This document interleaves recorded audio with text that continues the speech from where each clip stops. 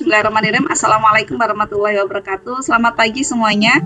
Semoga sehat terus ya teman-teman ya. Baik, untuk pada pagi hari ini pembahasannya kita mulai dari bab 1 ya teman-teman ya. Dari bab 1 ini kita akan bahas buku ini ya, kita akan bahas dari bab 1 itu kosakata dalam busana. Jadi kita runut ya nanti ya, pembahasan buku ini kita runut. Jadi dari bab 1 sampai bab akhir. Nah, ini ya. Baik, kita akan lihat ya untuk bab pada materi kita. Yuk, saya akan share screen ya. Teman-teman bisa lihat bareng-bareng nanti.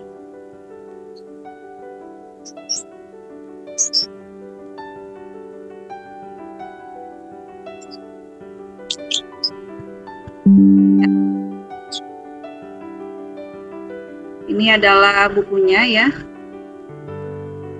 Bagi yang memang masih belum sempat beli, ini sih disarankan ya untuk membeli ya. Disarankan. Jadi bisa buat latihan juga di rumah ya.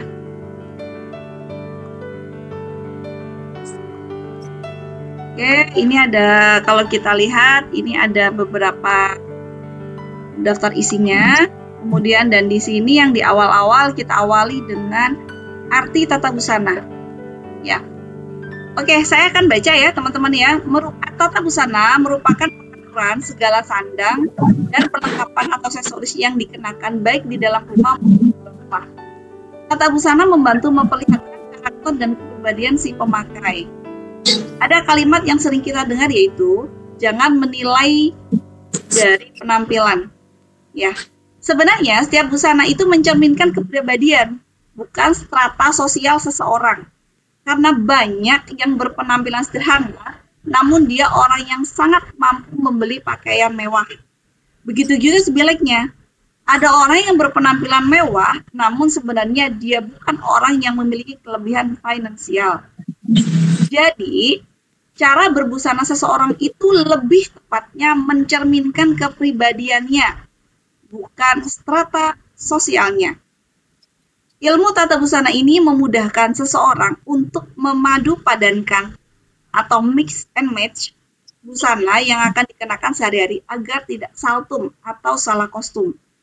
Selain itu, ilmu tata busana memberikan pedoman atau rujukan untuk proses pembuatan busana sesuai standar produksi baik bagi usaha butik, modiste maupun garment. Baik. Sampai di sini teman-teman untuk tata busana sendiri kebayang ya, bahwa sebenarnya ketika kita menggunakan busana, itu sebenarnya memang tidak mencerminkan dia orang kaya atau miskin. Enggak selalu begitu. Karena banyak juga orang kaya di luar sana ketika keluar cuma pakai celana kolor, kaos oblong. Ya, kenapa? Ya memang bukan mencerminkan strata sosialnya, ya, tapi mencerminkan kepribadiannya.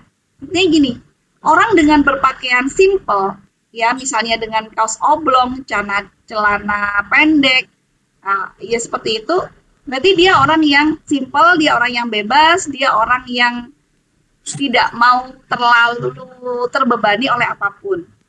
Namun ada juga orang yang memang suka sekali pakai baju yang memang misalnya rok kayak sejenis baju-baju gipsy ya, tahu sih, rok yang dan lain sebagainya. Berarti dia orang yang bukan berarti dia orang ribet, bukan, tetapi dia adalah orang yang cukup detail. Dia orang yang cukup teliti kalau menurut saya. Ya, karena apa? Dia mau merepotkan dirinya sendiri untuk berbusana yang sesuai dengan kebutuhannya. Kayak gitu ya. Jadi sebenarnya sekali lagi, ketika kita memakai busana itu adalah mencerminkan kepribadian kita. Ya, ke strata sosial. Tidak ada itu kasusnya misalnya orang yang bajunya murah dijamin dia orang miskin. Nggak selalu, ya. Karena banyak loh, kayak kemarin tuh yang terkenal tuh artis, siapa itu namanya, Cinta Laura ya. Yang akhirnya dia yang sering dia tuh beli baju-baju dari online yang harganya cuman mungkin 100.000 ya. Ada dia juga beli jepitan yang harga 10.000. Karena apa? Dia nyaman. Ya, bukan berarti dia orang miskin kan? Tidak, gitu. Jadi seperti itu. Oke? Baik, kita lanjut ya. Nanti kalau teman-teman ingin langsung tanya, boleh ya, silakan ya. Apalagi mau lebaran nih, silakan kita bisa sharing untuk busana yang tepat gitu ya. Boleh, nanti kita sharing-sharingnya, silakan. Bisa membedain baju, pakaian, dan busana. Ada apa perbedaannya? Baju, pakaian, dan busana. Dari gambar ini bisa kelihatan ya, teman-teman ya. Baju ini adalah sesuatu yang menutup tubuh manusia agar tidak tampak bagian tubuh yang tidak semestinya ditampakkan. Ya, kalau pakaian adalah bahan tekstil yang digunakan untuk menutup. Jadi kalau pakaian itu memang sudah sudah spesifik dari bahan tekstil. Dan ini hanya kayak sebagian, kayak misalnya kita cuman pakai kaos doang atau celana doang gitu ya. Itu kita berpakaian, tapi belum berbusana. Nah, kalau berbusana itu lengkap. Dari ujung rambut sampai ujung kaki itu busana. Tahu nggak perbedaan busana dan pelengkap busana? Saya nanya nih, kerudung yang kita pakai nih ya, teman-teman, itu termasuk busana, kategori busana atau pelengkap busana? Ayo, busana atau pelengkap busana kerudung?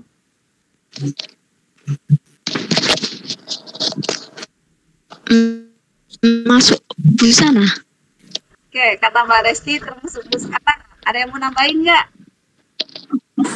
Asmania, mau nambahin nggak? Kira-kira kerudung itu masuknya busana atau busana? Busana, Mbak. Oke, Mbak Ani katanya busana. Baik, kita tampung dulu. Baik. Ada kerudung, topi, scarf, itu termasuk pelengkap busana sebenarnya.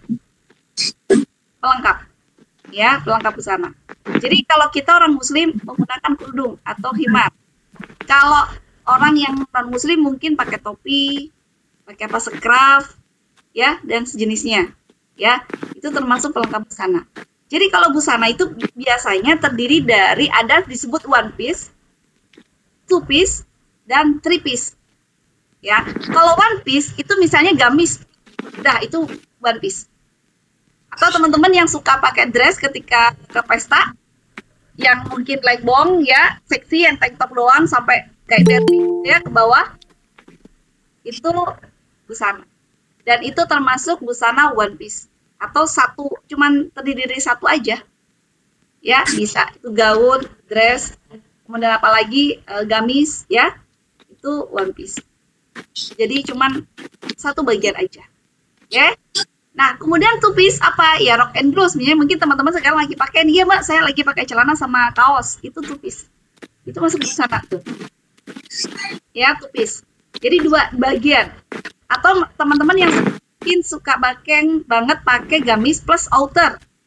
Itu two piece. Atau kalau zaman dulu itu dress ya, yang nggak pakai lengan, dikasih blazer. Piece. Dan sejenisnya. Oke, kebayang ya. Three piece itu berarti terdiri dari tiga bagian. Contoh misalnya celana, kemudian atasannya pakai tank top, dikasih blazer, three piece. Dan biasanya mentok sampai three piece ini aja, nggak ada four piece, nggak ada, memang three piece aja. Ya. Atau sekarang ya lagi musim nih midi dress ya nggak? Bagian busana muslimah, midi dress ditambahin celana, masih di atasnya dikasih bolero. Kebayang ya midi dress apa? Lagi booming nih sekarang nih, mungkin nanti 2023 banyak yang pakai midi dress warna sage sama Black Mamba. Iya nggak sih? Lagi ramai banget nih warna sage sama Black Mamba. Siapa nih yang terima jahitan saat ini? Lagi terima jahitan Black Mamba nggak ini? Atau warna sage? Lagi rame tuh. Nah, jadi nanti mungkin teman-teman akan ketemu waktu silaturahmi, ketemu orang-orang yang pakai warna sage, bajunya dress midi dress, dikasih bolero plus celana legging biasanya. Nah, lagi musim nih 2023, tren untuk busana lebaran 2023 saat ini ya. Kalaupun mereka menggunakan gamis, biasanya gamis saat ini 2023 trennya adalah gamis yang mencolok. Gamis yang kayak menunjukkan, nih loh gue, gitu. Gamis yang penuh dengan ornamen seperti flow, rempel, manik-manik. Jadi banyak ornamen di dalamnya, aksesoris-aksesoris yang penuh. Dari kerudungnya sampai gamisnya itu 2023 lagi tren saat ini. Ya, jadi yang ramai, bukan yang simpel lagi sekarang, busana yang sekarang. Jadi yang kelihatan, ih gue nih, gitu, kayak seolah-olah gitu, ingin menunjukkan bahwa saya punya baju keren untuk 2023. Tapi, kalau misalnya kita hanya ketemunya di kampung, hanya jalan ke sana kemari, kalau baju yang gojen kayaknya kurang tepat. Ya, untuk materi yang halaman berikutnya. Oke. Nah, mulai dah kita masuk ke bab 1. Nah, ini dia, kita mulai bab 1 ya, teman-teman ya. Kosakata dalam tata busana. Ya, ini dia. Nah, merader, mulai nih merader. Nah, karena gini, sebelum teman-teman belajar menjahit, dipastikan harus tahu kosakata dalam busana ini ya. Kosakata dalam busana merader. Oke. Siapa yang udah biasa jahit di sini? Nah, ini gambar merader ya. Siapa yang biasa jahit di sini? Ada? Berapa? Berapa orang yang udah biasa jahit? Mbak Asmania mungkin? Mbak Ani, Mbak Esti, Nur Afia, atau Mbak Resti? Siapa yang biasa jahit? Apakah familiar dengan kalimat merader ini? Nah, ini merader ya. Siapa yang familiar dengan kalimat merader ini? Ya. Merader ini memberikan tanda pola pada kain di bagian buruk setelah digunting untuk memudahkan saat menjahit. Ya, merader butuh rader dan karbon jahit. Teman-teman sudah familiar nggak dengan merader ini? Di sini yang biasa jahit semuanya bisa jahit nih. Mbak Resti biasa jahit nggak? Siapa yang sudah Ya, sudah biasa, sudah familiar lah kalau bahasa merader itu. Alhamdulillah. Gimana jahitan untuk lebaran ini gimana? Aman? Sudah berapa bulan ya ini saya off menjahit dulu. Fokus sama suami dulu. Iya. Oke, alhamdulillah. Ada yang baru gabung, Ibu Mairina Nainggolan. Apa kabar Ibu? Sehat? Baik. Gimana Ibu? Sudah jahitannya untuk lebaran tahun 2023 bagaimana? Lancar jaya? Suaranya belum nyala Ibu. Ibu Meriana ya. Saya baru mulai ikuti les, Bu. Oh ya, ini kita pembahasan dari bab 1 Bu, bukunya ya. Disimak aja, nanti Ibu sering ikut aja ya. Pembahasannya nanti tuntas bukunya ya, dari bab 1. Oke, Bu. Oke. Ini makasih Bu. Ya, lagi bab 1. Oke, baik. Oke, Bu. Mbak Asmania Sahib, bagaimana jahitannya Mbak Asmania? Kami lebaran Mbak Asmania atau Mbak Ani Sima Rangkir, Mbak Estiana, bagaimana nih jahitan di rumah? Aman, terkendali 2023, rame saja atau ya sepi aja nih Mbak, gini aja. Ya, gimana Mbak Asmania? Halo? Oh, belum. Oke, baik ya. Kita lanjut ya untuk kosakata merader. Rader itu ada 2 jenis ya. Ada rader yang gundul dan ada rader yang gigi. Ya, rader gundul dan rader gigi. Kalau di gambar ini saya menggunakan rader gundul ya. Karena kenapa sih kok menggunakan rader gundul? Karena hasilnya lebih kelihatan banget. Jadi terus fungsinya apa Mbak? Rader gundul dan rader gigi itu fungsinya apa? Maksudnya bedanya apa sih? Untuk rader gundul gunakan untuk kain-kain yang tipis. Ya. Seperti apa? Seperti kain, tile, sifon, itu gunakan radar gundul supaya apa? Supaya kelihatan. Kadang radar yang titik-titik itu nggak kelihatan hasilnya kalau di kain tipis. Dan apa?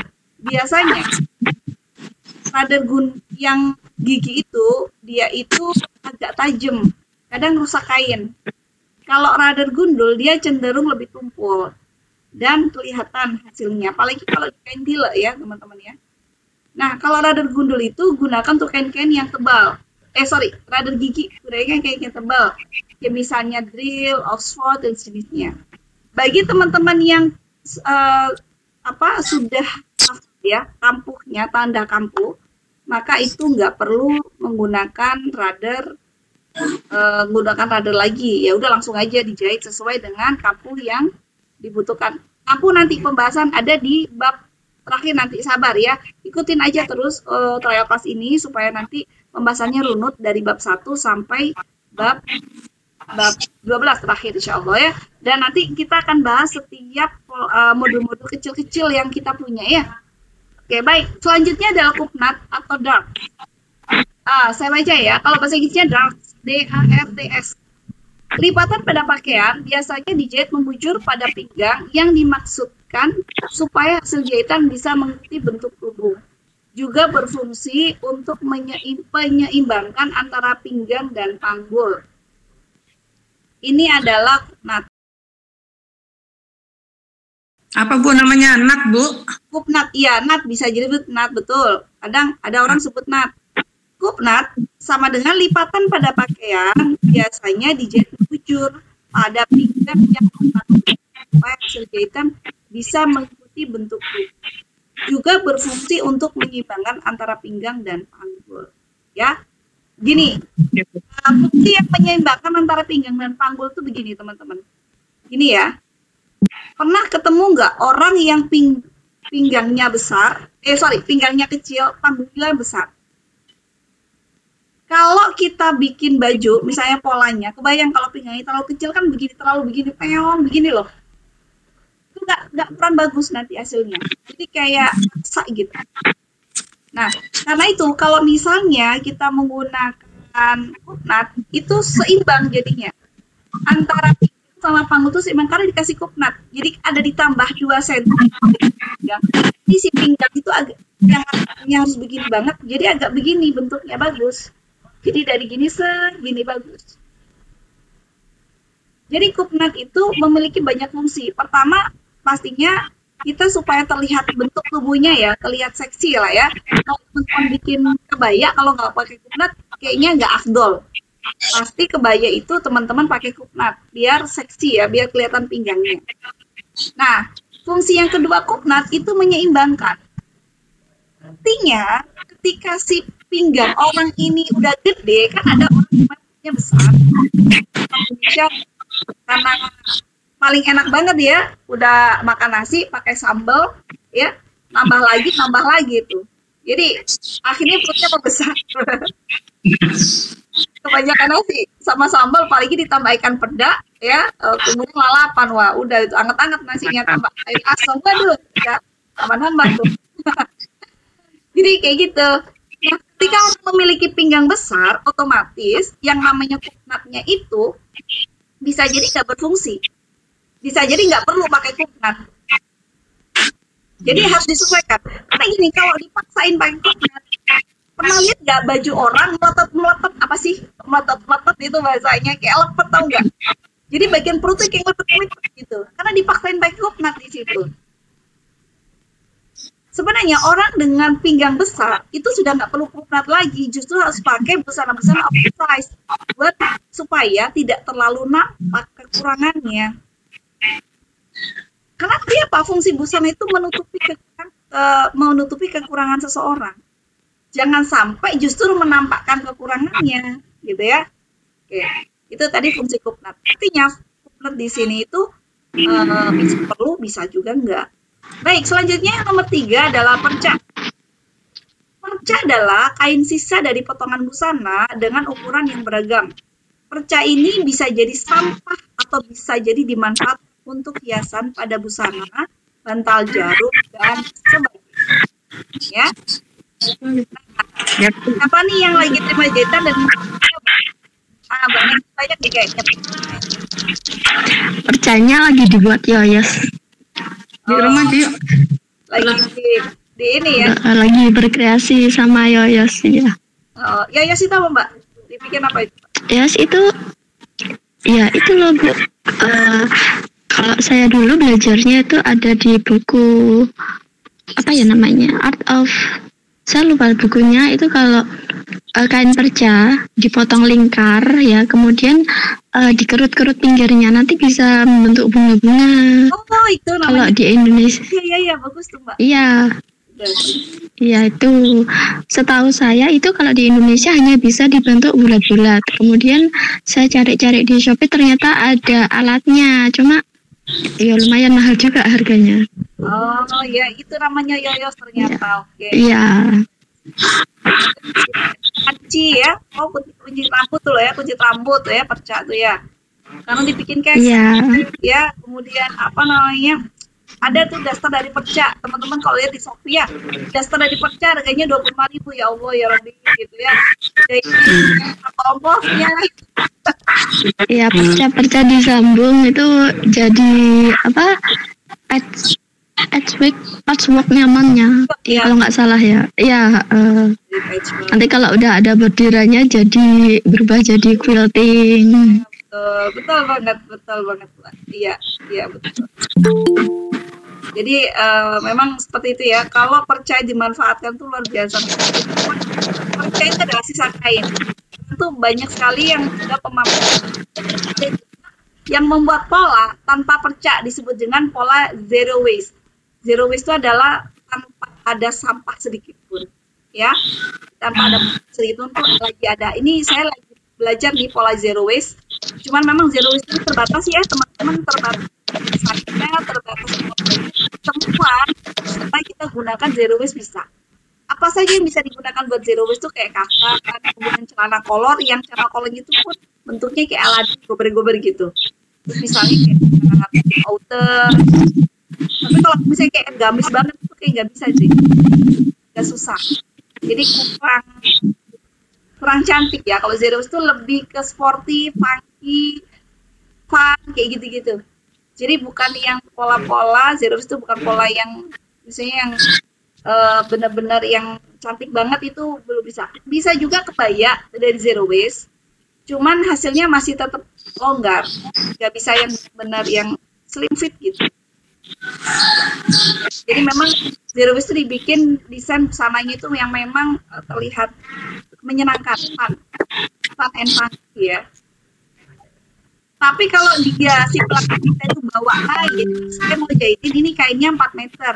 Ternyata kita kainnya cuman kita potong tuh cuman butuh 3,75 misalnya. Ada sisa 25 cm. Ini balikin ke pelanggan kita. Kenapa? Bukan sesuatu yang memang haram atau berdosa, enggak. Tapi setidaknya ketika kita tidak mengambil hak orang lain, maka rezeki yang kita terima itu berkah.